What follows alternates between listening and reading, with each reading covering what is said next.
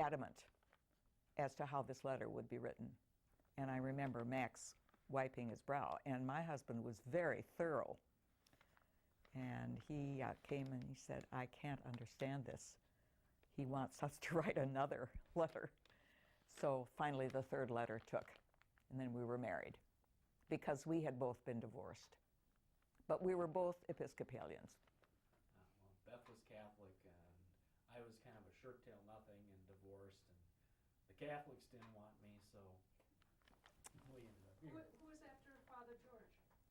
Father Evans. There's been the succession, but there's continuity too. Want me to make a remark about that? Yeah. I think that when Father Tompkins came in, there was a feeling, as far as he was concerned, that Father Evans was still living in the area, and he may have felt that his authority, so to speak, as the rector of this church was perhaps a little bit shaky because of Father Evans being here and still living here and being a part of many people's lives as he was. So I think that that was a little bit of a problem, could have been. Was that? Well, I probably won't use that because Okay, you're not going to go into that. What I was looking for is that even through The difference of size. even through the differences,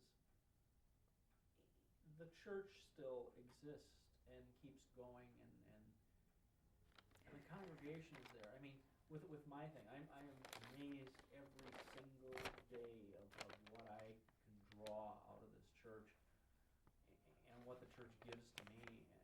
It's people. It's amazing. Exactly. It's the people. And I've talked to a lot of people in the last year about it. And I feel that there's a new sense of health and mission.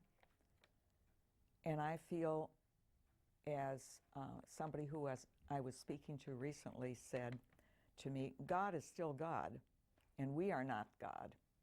We are only put here to be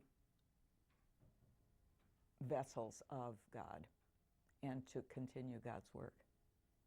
And that's what I hope we're going to get out of this next part of our life here in the church, in our parish. Does our future look good? I think our future looks very good. And after this morning, I'm very impressed. I was a little bit apprehensive when I came down here, but I don't need to be. How are you impressed? That there was a wide cross-section of people. There were us oldsters that have been here since the 30s, and then all the way up to 99. And there are young, middle-aged, and old, and I feel that we are all working. I'm not going on the thing. I feel we're all going toward a common purpose, and that is to heal these very huge rifts that have developed in this year, in this terrible time. And my spiritual life was interrupted for months.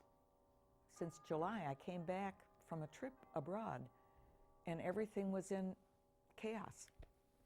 And I haven't felt good about it until today. So it was about 6 months that I felt that we are kind of on track now, that we've kind of put the bad where it should belong, behind us. The past is behind us, and we're looking toward the future. And our children are going to play a huge part in that. So it's up to us to be good models, isn't it? I think we have. As a teacher, I feel that very keenly. What did you teach? I taught music. Music. Would Peggy Day have been a little responsible for that? She was. She said to me. She said to me, Well, we'll plunge in on this. Okay. And this is just so we have it on tape, and we won't use it, but just to give us your full name. Just so Oh, okay. Do I say my name? Am I on tape? Yeah. Yeah. Okay. Catherine Revel Davidson Okay, with a C? with a C. Catherine. Okay. Catherine, tell me about your family's involvement with Christ Church. Well, I was born in 1950 and baptized in 1950. My father was born and raised at Christ Church, and my grandparents were the early families of Christ Church, not of the original 8 founders. My grandparents were some of the best friends of the Barneses and socialized. We're sitting in a room that I am told that my grandmother was the first person to decorate. As long as I can remember, it's been my home. I've always felt comfortable here. I have a special affinity to the chapel. Both my grandparents' remains are down in the columbarium. So it's just been a place we've always been. And I have a daughter who is 26, and she grew up here at Christ Church, even though as a young adult she's not involved in the church right now. That's a continuity that seems to be pretty important, and I'm finding out it's more important. Can you tell me about that? What does it mean for you? Well, someone said earlier in the Great Hall, they were talking about this, the element of a home, of feeling no matter where you go, that this is a place to be. But I just think historically, the stories that I have heard from Helen Barnes, from Lucille Martin, from Martha Prince, so many people that knew members of my family as I was growing up, the stories that maybe my immediate family hasn't told me, but that they have.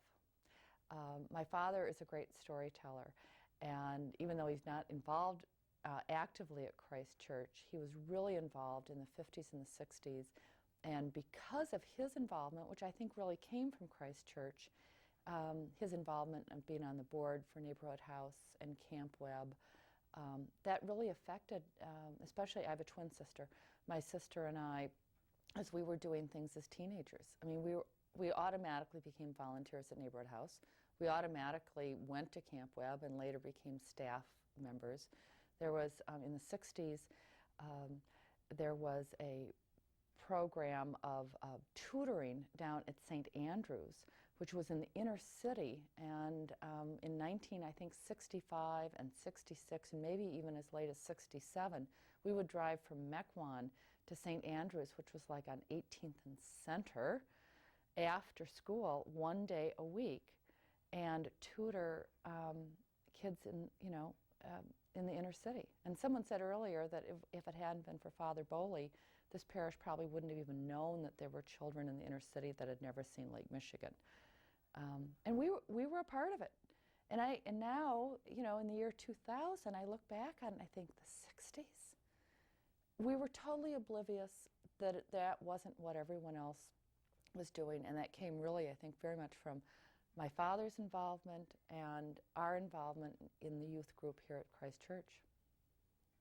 So you're saying that it really, really was a huge influence on your life and kind of shaped who you are? I think so.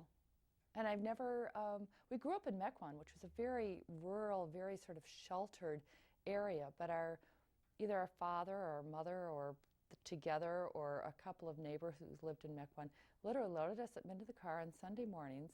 And Mequon was a little bit of a haul from Whitefish Bay, before I-43 was in. And in the 50s and the 60s, we came down to church in Whitefish Bay. Ended up at Dan Fitzgerald's, for breakfast or lunch, did our little thing, and then went back. But that's what we did. And I continue, I'm not here every day or every Sunday, but it is my home. It is where I come to worship. It is where some of my very important memories have been. We chatted earlier.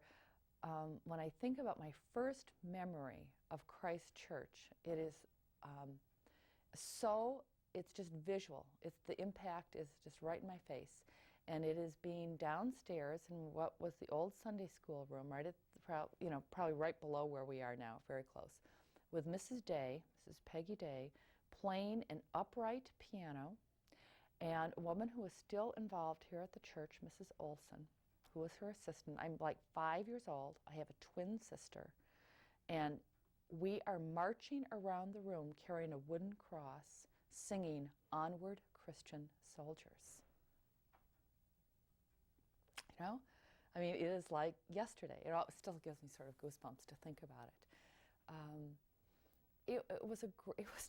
It was a wonderful place to be. I've sat in this room for meetings, for prayer groups, for my grandmother's memorial service. The chapel means an awful lot to me. It's always felt like a little tiny sanctuary. When I was a teenager, I can remember being in Whitefish Bay on a Saturday. You came down to Whitefish Bay to go shopping, and oftentimes we'd spend the night with some of our friends that lived here in town. And I can remember saying, "Hey, the chapel at Christ Church is open," and it was a place that we'd sit and be quiet. We didn't come to pray. We weren't a bunch of religious teenagers in, what you would think is fanatical, but it was this little sanctuary. It was like this really quiet little place where you could come and get away from the world.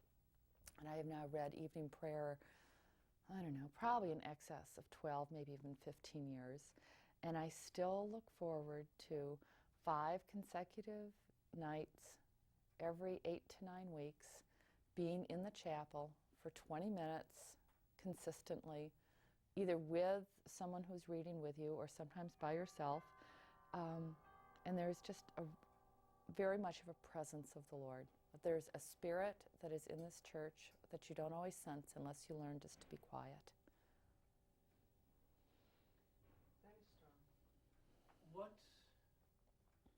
There's kind of it seems continuity here, even though we've been through ups and downs, and this isn't the first time this church has had stress and strife, which Lord knows probably won't be the last, but what gives it the continuity? Why does it keep going? Why do we all hang together?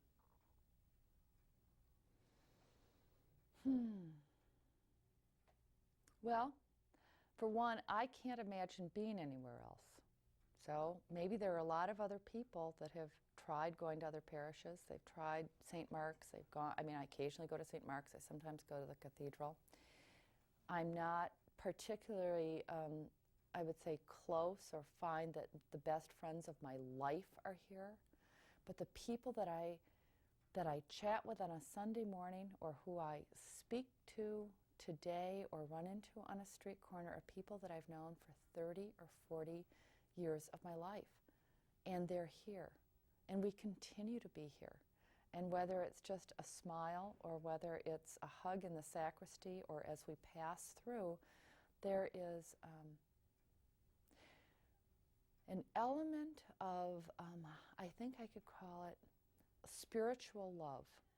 Not just unconditional, I'll love you for anything, but there is this element of the Spirit that says this is a place of holiness, and we are going to keep making it work.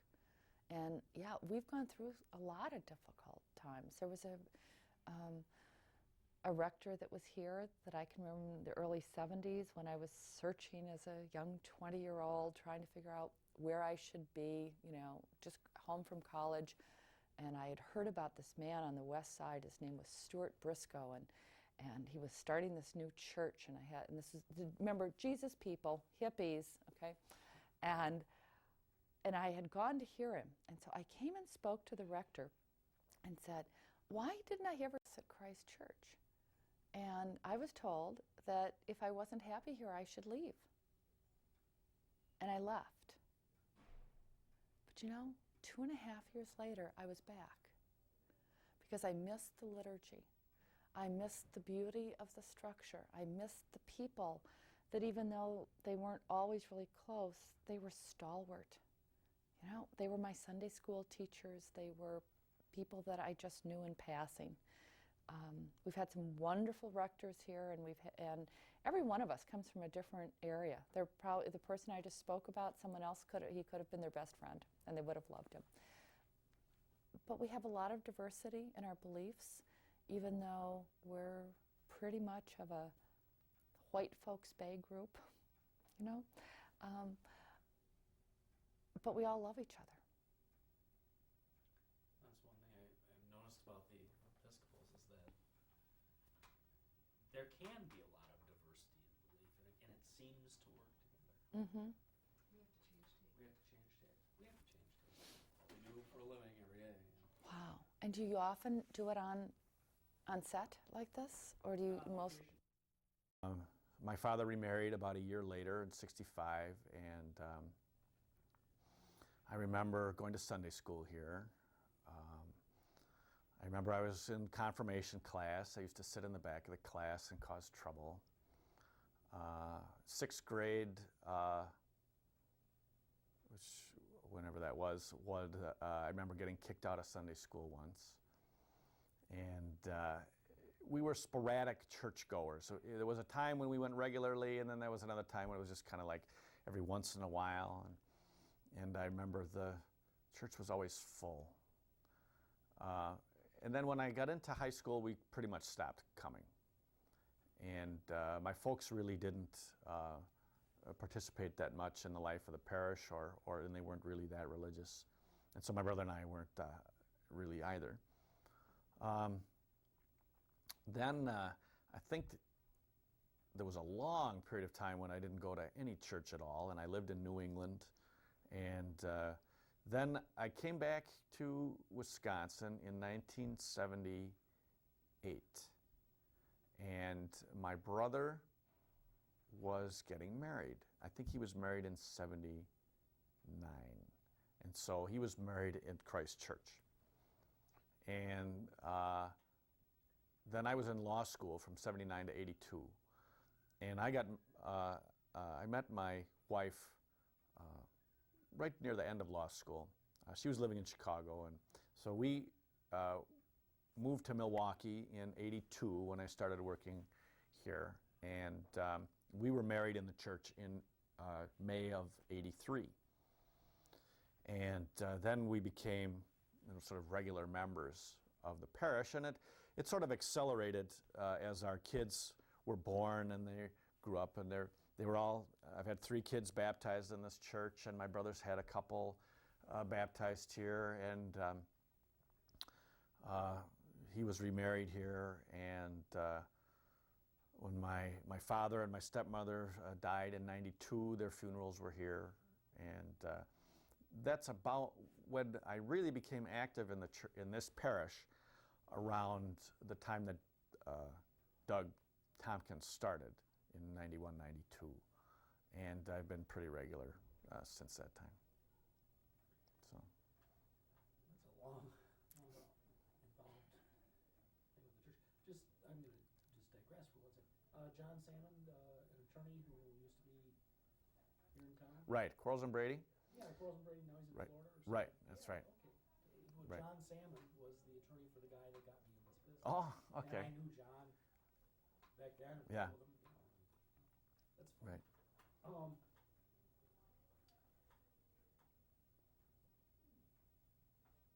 me just catch up. What do you think makes this church special?